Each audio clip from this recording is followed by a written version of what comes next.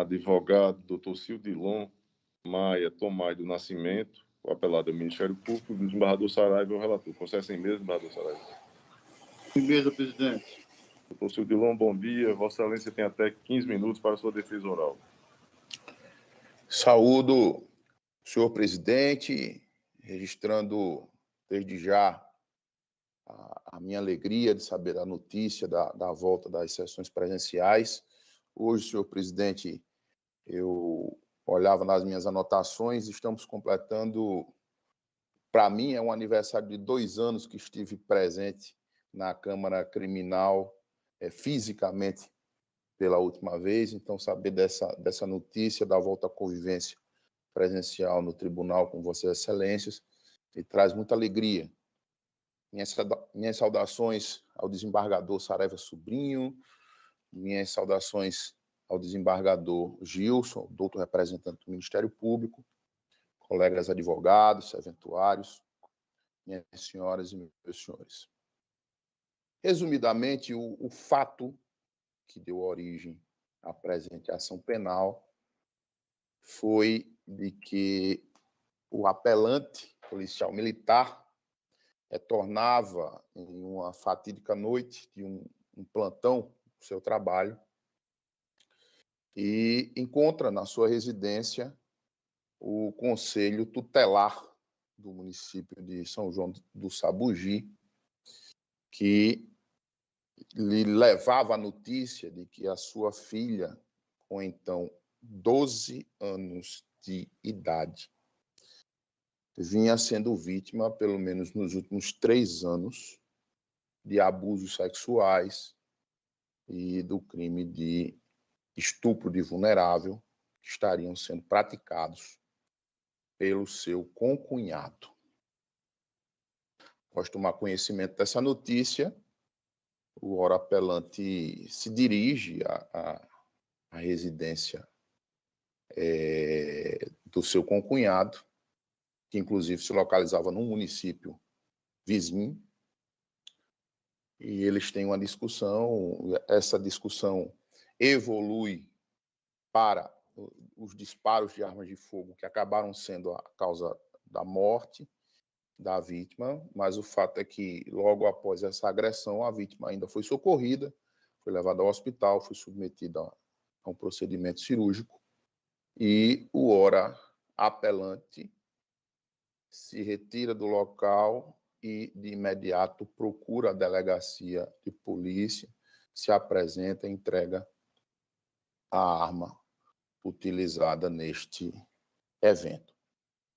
Pois bem, a sessão do júri, e que aqui já adentramos a primeira tese recursal, foi realizada a portas abertas.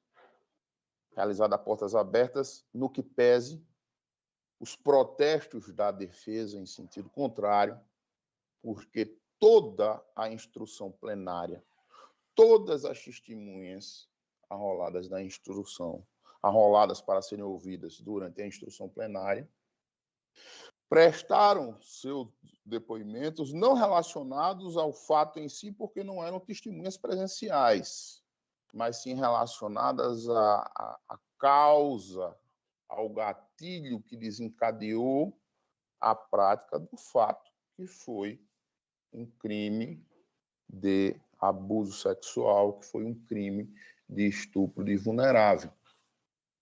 Então, tivemos aí pelo menos 5 depoimentos de professores, de amigos, de conselheiros tutelares que acompanharam essa prévia à fatídica situação do homicídio, e todos esses depoimentos se relacionavam à narrativa ao que tomaram conhecimento do abuso sexual, inclusive a própria vítima do abuso. O requerimento da defesa para que a sessão fosse realizada em segredo de justiça, entretanto, foi acolhido apenas parcialmente, apenas para que se realizasse em segredo o depoimento da vítima do abuso sexual e não das demais testemunhas que falavam exatamente sobre os mesmos fatos e não se impôs o segredo aos debates, que também exploravam exatamente os mesmos fatos. O júri foi realizado de portas abertas, né, salvo o depoimento da vítima do abuso, o que, no sentido da defesa, gera a sua nulidade por violação ao direito à intimidade do acusado como da sua família, que foi exposta ali naquela sessão de julgamento. Superada essa tese, a defesa avança para a sua segunda tese recursal, que é a tese de nulidade da requisitação. Excelências, as teses de defesa levantadas em plenário foram duas de natureza absolutória e uma de natureza desclassificatória. De natureza absolutória, a legítima defesa de terceiro e a inexigibilidade de conduta diversa. De natureza desclassificatória, a lesão corporal seguida de morte. Ocorre que, ao quesitar essas teses, também sob protesto da defesa, a magistrada que presidia a sessão inverte a ordem dos quesitos, no sentido de questionar, primeiro, a materialidade, segundo, a autoria. O terceiro quesito deveria ser o quesito absolutório, porém a magistrada traz para o terceiro quesito o quesito desclassificatório e remete para a quarta quisitação como quarto quesito, o quesito absolutório. Esse procedimento, além de ferir diretamente o disposto no artigo 483, parágrafo 2º do Código de Processo Penal, que impõe que o quesito absolutório geral deve ser o terceiro a ser formulado, ele somente seria possível na esteira de jurisprudência do Superior Tribunal de Justiça se a defesa não tivesse levantado nenhuma tese absolutória, sendo sua tese principal tão somente a desclassificação, o que não aconteceu. Razão pela qual, por esse segundo motivo, é que a defesa pede a nulidade do julgamento. A terceira tese da defesa também é uma tese de nulidade de quisitação. Durante a votação dos quesitos, os jurados reconhecem que o presente caso foi um caso de homicídio privilegiado. Pois bem, a acusação imputava à hora apelante a tese de homicídio qualificado e com uma qualificadora de natureza subjetiva, de que o orapelante teria se valido da sua relação pessoal com o seu concunhado para dissimular o seu intento homicida. Essa era a qualificadora imputada na denúncia, reiterada nas alegações finais, admitida na pronúncia. Qualificadora de natureza subjetiva. O que implica necessariamente de que a admissão pelo Conselho de Sentença de que o presente caso se trata de um homicídio privilegiado, naturalmente, prejudicaria a formulação do quesito da qualificadora. É evidente.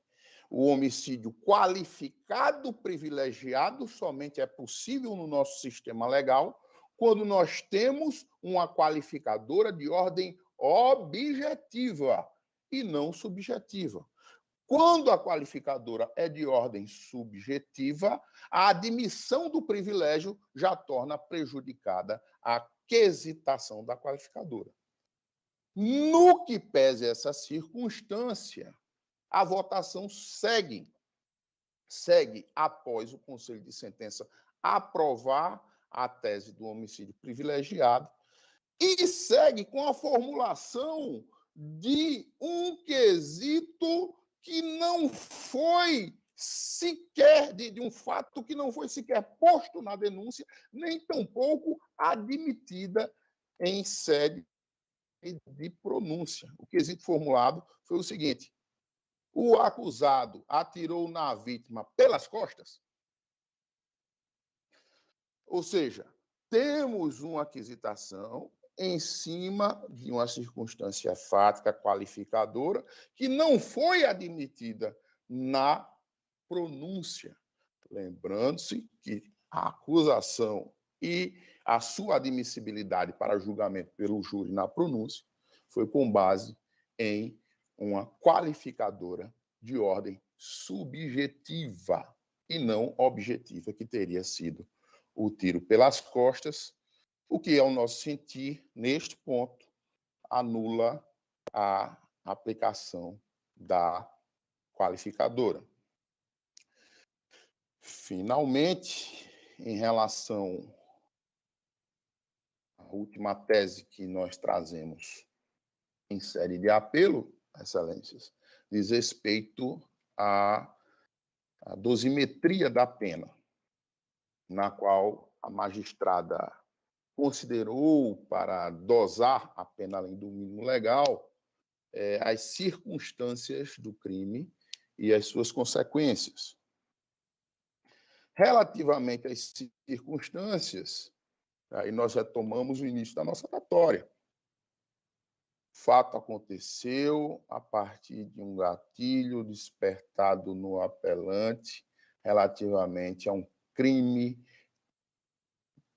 sexual praticado ao longo de um tempo considerável, cerca de 3 anos, contra a sua filha, que então contava com 12 anos de idade.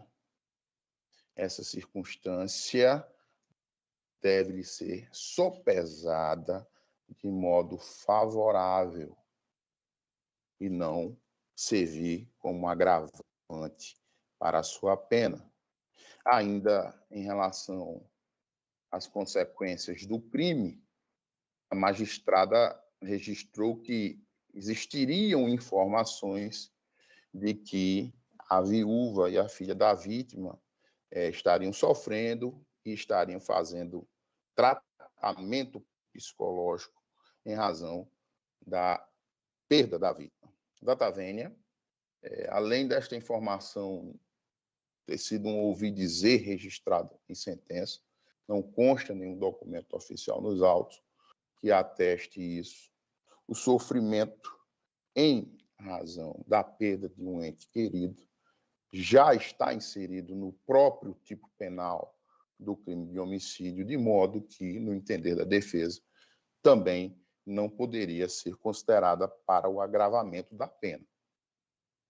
Portanto, são essas as teses da defesa: a nulidade da sessão de julgamento, subsidiariamente as nulidades da aquisitação e ainda a tese de revisão da dosimetria da pena. Agradeço a atenção dispensada e desejo um bom trabalho a todos. Muito obrigado.